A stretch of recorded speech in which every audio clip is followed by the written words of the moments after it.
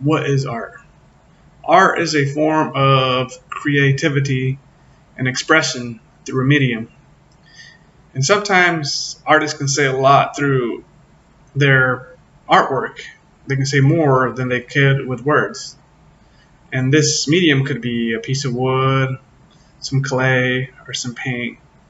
But in order for it to be art, it needs to have a lot of meaning. It can't just be something you throw together last moment and decide to call art. And where do we draw the line between what is and isn't art? And what makes art valuable? We draw that line between what is and isn't art through our objectivity. For example, I could drive around my neighborhood and go to a surrounding subdivision and see a lot of houses for sale, and these may be nice houses, but they're not art. Sure, they were designed by an architect and designers, but they, for the most part, look very similar. A lot of the times they have the doors and the windows in the same places.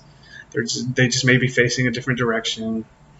And I don't have an emotion when I see that. I just think, oh, a nice house.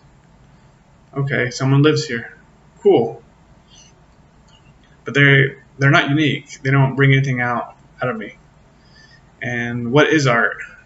To me, art would be, for example, the Lincoln Monument, because it tells a story. For one, it tells a story of American history during a difficult chapter of this country's rise.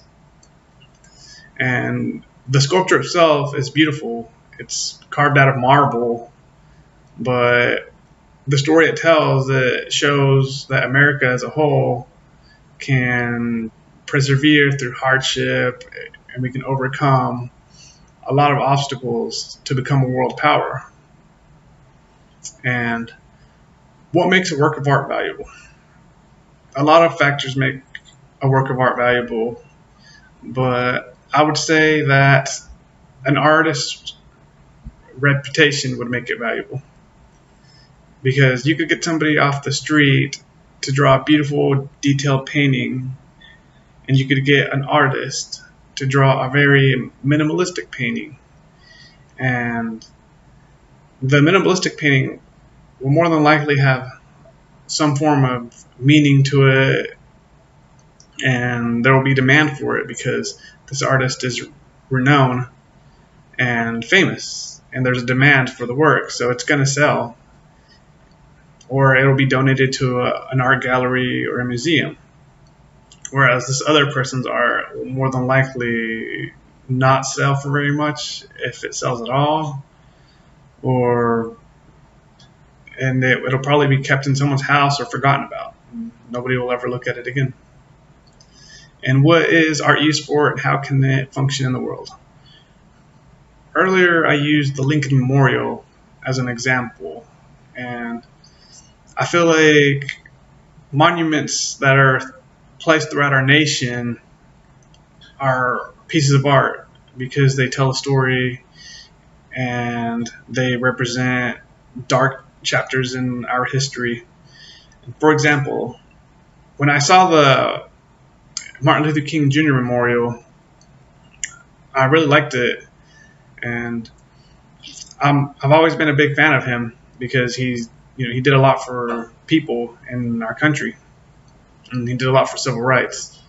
And a lot of people, when I went to see the monument, were from other countries, and they may not have known a lot about him, but after seeing this monument, a lot of them, I'm sure, might have gone back and did some research on who Dr. King was. And to me, that's a very good function of art, is it gets people thinking, and they learn American history, for example, and research what this country represents and what people have fought for in this country. What are some key points you learned within the video and the readings? Did they alter your thoughts on the above questions? The video on art being pretentious brought to my attention a concept that I hadn't thought about before. And it's true, a piece of art can't be pretentious because it's an object. It doesn't think, it doesn't act. But an artist has to be pretentious because they're definitely trying to impress someone like me or an art critic. So I thought that was a very good video. And did these thoughts, did they alter my thoughts on the above questions? Yeah, they did. I think I would have answered differently had I not seen the video. And I probably would have been a little bit less detailed, I think. Well, thank you.